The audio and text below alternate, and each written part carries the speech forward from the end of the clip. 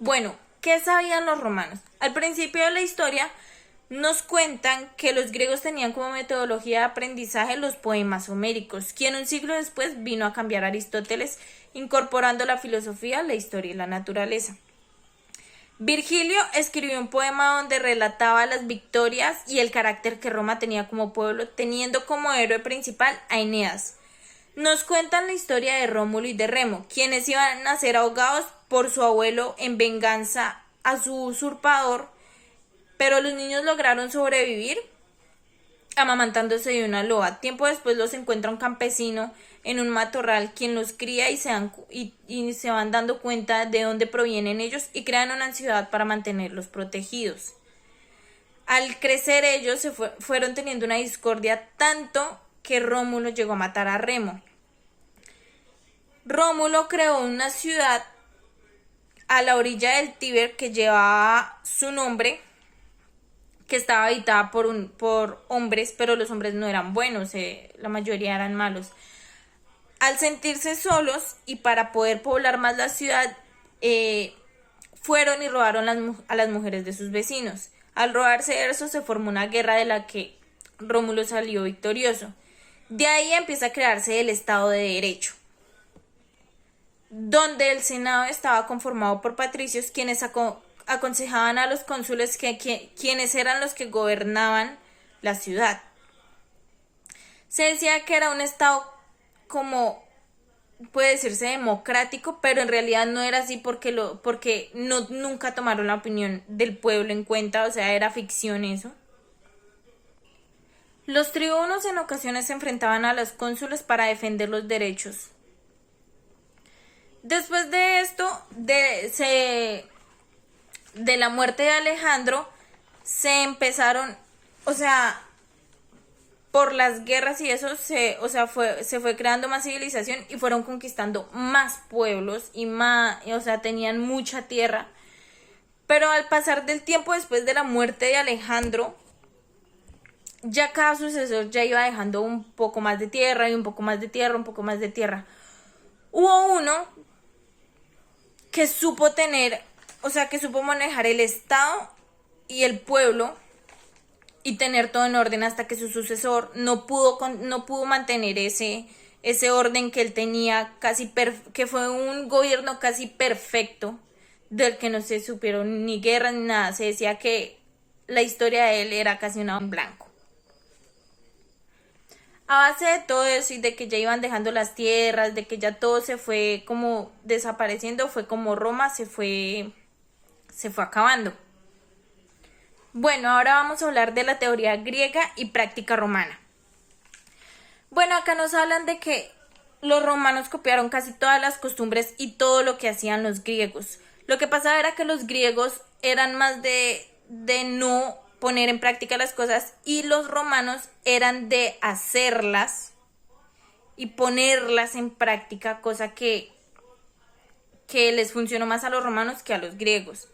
Casi la mayoría de cosas que sabían los romanos eran gracias a los griegos, pero hubo un hombre que tenía que mantener las costumbres de los romanos para que los romanos no se fueran como solo volviendo como parte de la sociedad de los griegos, sino, tener sus propias costumbres aún. Él tenía el deber de mantener las costumbres del pueblo romano. Pero aún así, los romanos, casi la mayoría de cosas que hacían eran gracias a los griegos. Incluso para organizar a sus ejércitos se copiaron de ideas de los griegos. Las artes, los teatros, las metodologías de aprendizaje, todo era a base de los griegos. Muchas gracias. Los griegos tenían un concepto de justicia muy abstracto y muchas de sus ideologías han tenido un efecto duradero en el pensamiento occidental. Pero pocos han sobrevivido al derecho griego, ya que se sentó más en la filosofía y el pensamiento humano. A diferencia del derecho romano, quien se codificó por primera vez en leyes, en la ley de las 12 tablas, en la época del Imperio Romano, en la lucha de los patricios y los plebeyos, en el año 450 a.C. El derecho romano es considerado como una de las bases fundamentales para lo que hoy llamamos derecho. Los romanos crearon las leyes con el fin de regular las vidas de sus habitantes, creando las diferentes leyes de regulación. El cuerpo del derecho romano había crecido enormemente a finales del siglo V después de Cristo. El emperador Justiniano, quien gobernó entre 517 y 567 después de Cristo, promulgó la celebración del Códex Constitucional, que en adelante se convertiría en la fuente principal de mayor autoridad del derecho romano, y el Código Justiniano, que siguió en vigor durante más de miles de años y hoy constituye una base en base al sistema legal. Los griegos, gracias a su genio militar, Alejandro, pupilo del gran filósofo Aristóteles, tuvieron mucha influencia en el imperio griego, ya que conquistaron muchos, pero a la muerte de Alejandro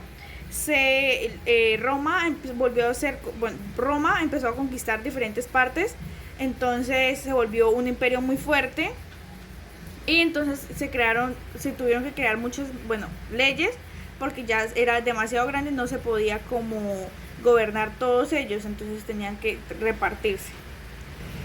También se dice que Roma era una ciudad adelantada a su época, ya que tuvieron muchos avances tanto en arte, pues obviamente en las leyes, en cultura, en astrología y en arquitectura. Por eso hoy en día hay muchos homenajes monumentales hacia la cultura romana y hacia diferentes emperadores y reyes que estuvieron en esa época.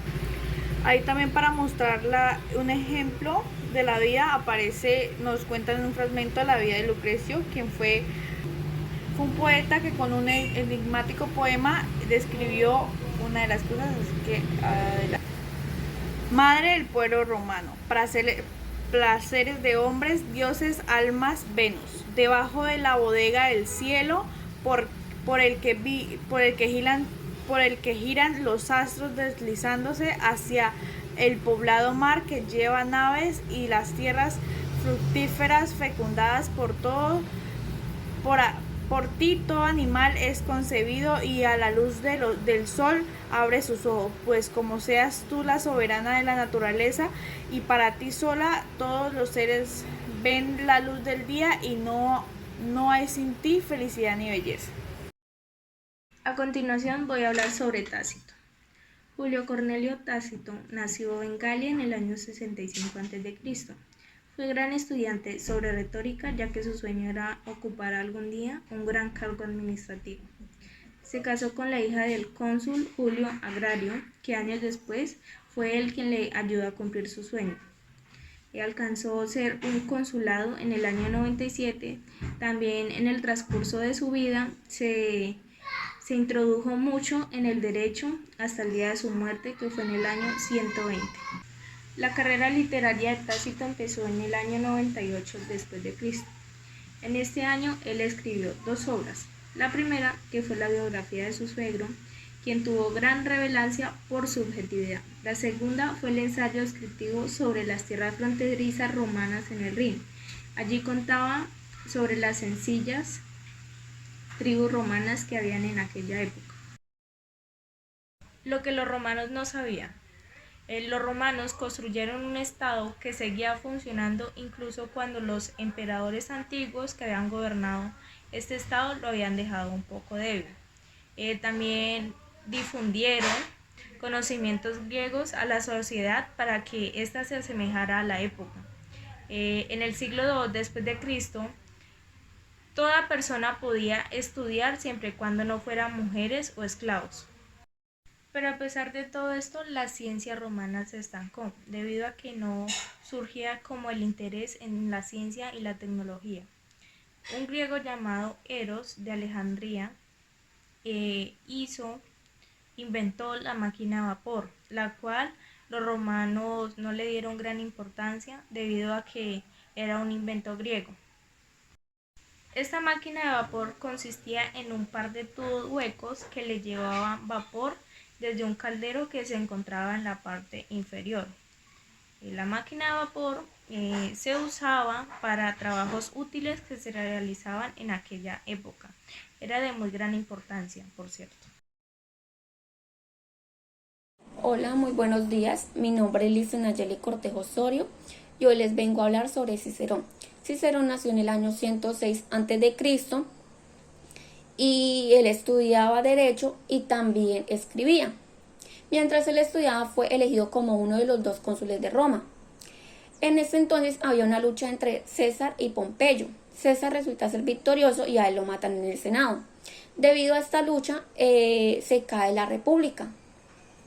Entonces los últimos años de vida de Cicerón se dedica solamente a escribir. El último libro que él saca trata sobre el deber, sobre problemas cotidianos. Él dijo que la solución a esto era hacer lo correcto. Entonces en su libro quiso recalcar dos preguntas. ¿Qué es hacer lo correcto y cómo saber si eso es lo correcto? Entonces lo correcto es lo que exige la ley, pero no siempre, ya que no siempre la ley es justa. Entonces dijo que lo correcto es lo justo, lo honesto y lo sincero.